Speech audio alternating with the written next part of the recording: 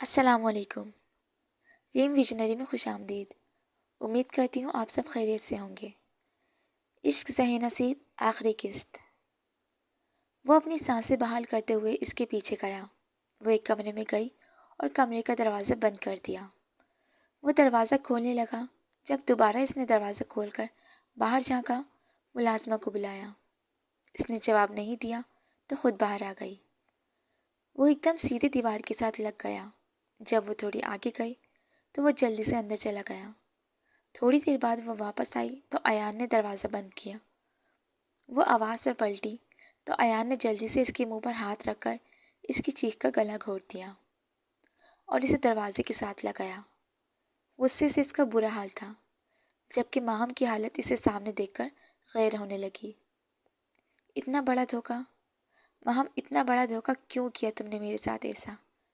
اتنا برا تھا میں؟ وہ جلدی سے بولا۔ اس کی سانسوں کی گرماہٹ وہ اپنے چہرے پر محسوس کر رہی تھی اور آنکھوں سے آنسو ابل رہے تھے۔ ہو گئی تھی غلطی مجھ سے، لیکن اتنی بڑی سزا ماہم، تم نے مجھے زندہ مار دیا۔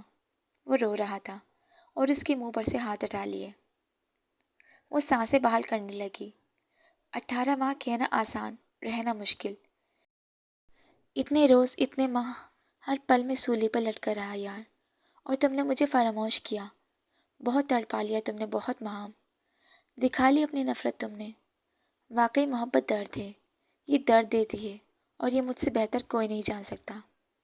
ہانی وہ من منائی، وہ بہت غلط رخ پر سوچ رہا تھا۔ بہت برا لگتا ہوں نا، جبکہ ایسا کچھ نہیں تھا۔ سارے خواب توڑے تمہارے میں نے۔ تم کومے میں گئی میری وجہ سے، اور تمہیں مما نے گھر سے نکالا، وہ بھی میری وجہ سے۔ نفرت بنتی ہے یار، کسی ایک کے چاہنے سے محبت تو نہیں ہو جاتی نا۔ تمہیں طلاق چاہیے تھی نا، دے دوں گا۔ وہ روتے ہوئے ایک دم آنکھیں صاف کرتے ہوئے بولا اور دروازہ کھول کر جانے لگا۔ ہر بار اپنی سنا کر چل دینا اچھا نہیں ہوتا۔ میں نے طلاق مانگی ضرور تھی، لیکن اس وقت تم نے کچھ کہا تھا ایان صاحب۔ کیا کہا تھا، کچھ یاد ہے؟ وہ خود کو سنبھالنے کے بعد سخت لہجے میں بولی۔ وہ اسے دیکھتا رہ گیا۔ تب آپ نے کہا تھا پریگنینسی میں طلاق نہیں ہوتی۔ تو آپ کو بتاتی چلوں کہ ایان صاحب، دودھ پلانے والی ماں کو بھی طلاق نہیں ہوتی۔ ایان کو جھٹکا لگا۔ کیا مطلب؟ اپنے بچوں سے نہیں ملو گے ہانی؟ وہ روتے ہوئے کہہ رہی تھی۔ کہاں ہیں؟ وہ شاک تھا۔ وہ بیڈ کی طرف اشارہ کرنے لگی۔ وہ جلدی سے ادھر گیا۔ اس نے دروازہ بند کر دیا اور پھر آئی۔ وہ رابیل کو ساتھ کو چھو رہا تھا، جسے یقین کر رہا ہو ان کے ہونے کا۔ وہ سو رہے تھے۔ کتنا بد نصیب ہوں نا میں، جسے یہ بھی نہیں پتا کہ اس کی کوئی اولاد بھی ہے۔ وہ رو رہا تھا جب وہ ایک دم سے اس کے پاؤں میں بیٹھ گئی۔ اسے ایک جھٹکا لگا۔ یہ کیا کر رہی ہو ماہم؟ وہ اسے اٹھا کر اپنے ساتھ بیڈ پر بٹھاتے ہوئے بولا۔ پاگل ہو گئی ہو کیا؟ وہ روتے ہوئے اس کے ساتھ لگ گئی۔ آئی ایم سوری ایان، میں سمجھ نہیں پائی تمہیں۔ مجھے معاف کر دو۔ میں نے ہر پل تمہاری کمی محسوس کی۔ مجھے گھر چھوڑنے کے بعد احساس ہوا مجھے ایسا نہیں کرنا چاہیے تھا۔ مجھے اپنی صفائی دینی چاہیے تھی۔ وہ اپنے جرم بتا رہی تھی، جبکہ وہ اسے اپنے ساتھ لگائے خاموشی سے سن رہا تھا۔ میں نے خودکشی کا سوچا تو بخت نے بچا لیا۔ میری زندگی بے معنی ہو گئی تھی۔ اگر یہ لوگ نہ ہوتے تو میں واقعی مر چکی ہوتی۔ پلیز مجھے معاف کر دو۔ میرا ہادی کے ساتھ کوئی تعلق نہیں تھا۔ وہ خود… بس کر دو ماہم، بھول جاؤ سب اپنے کیے کی بھگت چکے ہیں، میں بھی۔ پھر اس نے سب بتا دیا، ہادی کا انجام، ماما بابا کی خود غرضی اور اس کی موت اور اپنی پشیمانی۔ وہ دم بخود سنتی رہی۔ کچھ دیر بعد بدگمانی کے بادل چھٹے اور آنسو نے دونوں کے دلوں سے گرد دھو ڈالی۔ مجھے معاف تو کر دینا تم نے ماہم، وہ اس سے پوچھ رہا تھا۔ ہاں، کب کا؟ جب سے مجھے پتا چلا مجھے بھی تم سے اتنی شدت سے محبت ہے جتنی تم کرتے ہو۔ تھینکس، اور تم نے مجھے معاف کیا؟ میں تمہیں نہیں سمجھ سکی، پاگل ہو گئی تھی میں۔ آئی ایم سوری، کر دیا معاف۔ تمہیں معاف نہ کر کے میں نے مزید جیتے جی نہیں مرنا۔ اس نے کہا، مجھے میرے بچوں سے نہیں ملواؤ گی؟ وہ اس سے علیحدہ ہوئی اور سوئے رابیل اور ہادی کے پاس آ کر بیٹھ گئی اور رابیل کو احتیاط سے اٹھا کر ایان کو دیا اور ساتھ ہی اٹھانے کا طریقہ بھی سمجھا دیا، کیونکہ اس نے زندگی میں کسی بچے کو نہیں اٹھایا تھا۔ یہ رابیل ہے، بالکل تمہاری کاپی ہے۔ وہ اسے چوم رہا تھا اور اس کے آنسو اس کے گال بھگا رہے تھے۔ یہ بہت پیاری ہے، بالکل مجھ جیسی۔ وہ اس کی ایک ایک نقش کو اپنے اندر جذب کر رہا تھا۔ صرف بیٹی سے ہی ملنا ہے؟ بیٹے پر بھی نظر کرم فرما دیں۔ وہ اسے مسلسل رابیل کو پیار کرتا ہوا دیکھ کر بولی، پھر سعد کو اسے دیا اور رابیل کو لے لیا۔ یہ سعد ہے، پیارا ہے نا میری طرح؟ ہے، تھوڑا سا بس، سارا تم پر چلا گیا، وہ ہنستے ہوئے بولی، اور اس کی آواز سے شاید سعدی صاحب ڈسٹرب ہو گئے تھے۔ فوراً منہ کھول لیا اور ایان اسے چپ کرانے کی ناکام کوشش کرنے لگا۔ مام اسے دیکھ کر ہنسنے لگی۔ تمہیں کس نے کہا تھا اپنی چڑیل جیسی آواز میں ہنسنے کو؟ رلا دیا نا؟ وہ چڑا۔ ڈسٹرب ہو گئی تھی نا؟ توبہ توبہ، ابھی سے آنکھیں پھیر لی تم نے تو۔ لاؤ، تم سے نہیں چپ ہونا ہے اس نے۔ وہ اسے لے کر اپنے ساتھ لگا کر چپ کرانے لگی۔ تبھی دستک ہوئی۔ وہ اٹھ کر دروازہ کھولنے لگا اور دروازے سے اندر بخت آیا۔ اس کی نظر ماہم پر پڑی، جس کا سارا میک اپ اترا ہوا، اور دوسری نظر اس پر، اور رگیں تن گئیں۔ تمہاری ہمت کیسے ہوئی میری بہن کے کمرے میں آنے کی؟ اس نے دھکا دیا۔ ماہم کے ہوش اڑ گئے، اور یہی حال ایان کا تھا، اور بیبی صفا اور بابا صاحب بھی اندر آ گئے۔ بخت اسے مارنے لگا تھا جب وہ چلائی، بخت چھوڑو اسے، ایان ہے یہ۔ اس کی آواز پر بخت کی مٹھی کھل گئی اور اس کے کالر کو چھوڑا۔ سوری یار، غلط فہمی ہو گئی تھی۔ وہ فوراً شرمندہ ہوا۔ کوئی بات نہیں، آپ دونوں کی صلح ہو گئی؟ صفا نے ماہم کے پاس آ کر کہا۔ تھینک گاڈ، وہ ایکسائٹڈ ہو کر بولی۔ پھر سب خوش ہو کر ایک بار پھر ملے، ایان سے اور ماہم سے بھی۔ ایان نے سب بتا دیا۔ سب نے انہیں نئی زندگی کے لیے دعائیں دیں۔ پھر فنکشن کے بعد صفا اور وہ دوبارہ اپنے کمرے میں سوئے، جبکہ بخت اور ایان دوسرے کمرے میں۔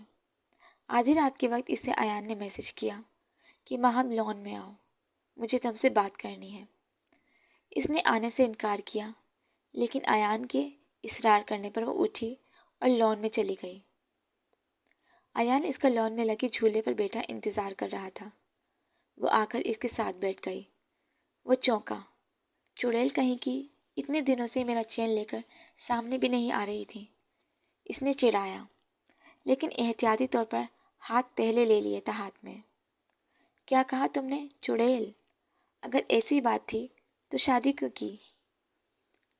شادی کس نے کی؟ وہ تو بس دل ہار بیٹھا تھا آپ پر۔ یہ سب کہنے کے لیے بلایا ہے کہ تم نے؟ اچھا زیادہ پھیلو مت، وہ چڑھاتے ہوئے بولا۔ وہ سوری کہنا تھا تم سے۔ کہہ لیا، اب جاؤں؟ وہ اٹھنے کو پر توڑنے لگی۔ نہیں، کچھ اور بھی کہنا تھا، وہ اس کے قریب آ کر بولا۔ آئی لو یو۔ وہ سرخ پڑی۔ چاند کی روشنی میں اس کو شرماتے ہوئے واضح طور پر محسوس کر سکتا تھا۔ مجھے پتہ چلا تم روئی میرے لیے اور پریشان رہی۔ ماہم یار، اب کبھی بھی مجھے چھوڑ کر مت جانا۔ تمہارے بنا میری زندگی ویران ہے۔ تم پرفیکٹ ہو میرے لیے، جان ہو تم میری۔ وہ مسلسل اس کی آنکھوں میں دیکھ رہی تھی اور اس کے ایک ایک لفظ کو اپنے اندر سمو رہی تھی۔ سنو، اس نے پیار بھرے لہجے میں کہا۔ ہاں بولو نا ماہم۔ آئی لو یو ٹو، اور خبردار جو میرے علاوہ کسی لڑکی کو دیکھا آنکھیں نوچ لوں گی۔ وہ ہنستے ہوئے توبہ توبہ کرنے لگا۔ وہ بھی ہنسنے لگی۔ اب اجازت ہو تو جاؤں؟ جی جی جائیں۔ اس کے جانے کے بعد وہ اپنی آنے والی زندگی کو سوچنے لگا، جو ماہم کے سنگ مزید اچھی ہونے والی تھی۔ چاند نے ان دو دلوں کو ہمیشہ ساتھ رہنے کی دعا دی تھی جیسے۔ ایان اسے اپنے ساتھ فارم ہاؤس لے کر آیا۔ آتے وقت سبھی بے حد اداس تھے اور بار بار جلدی آنے کی تلقین کر رہے تھے۔ وہ خود بھی آتے وقت سب سے مل کر روئی تھی۔ وہ اس کے کچھ نہیں تھے، مگر سب کچھ تھے۔ وہ فارم ہاؤس میں آ کر جسے بور ہو گئی۔ ایان گھر چلیں، وہ اس کی منتیں کیے جا رہی تھی۔ واپس آئی تھی جب سے۔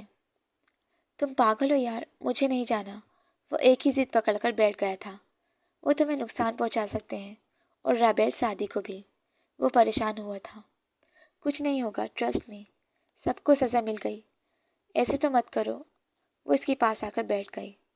وہاں تم نہیں جانتی، بابا نے تمہارے بابا کو وہاں دوسری شادی کرنے کا کہا تھا، گرین پاسپورٹ کے لیے۔ کوئی بات نہیں ایان، میں نے معاف کر دیا۔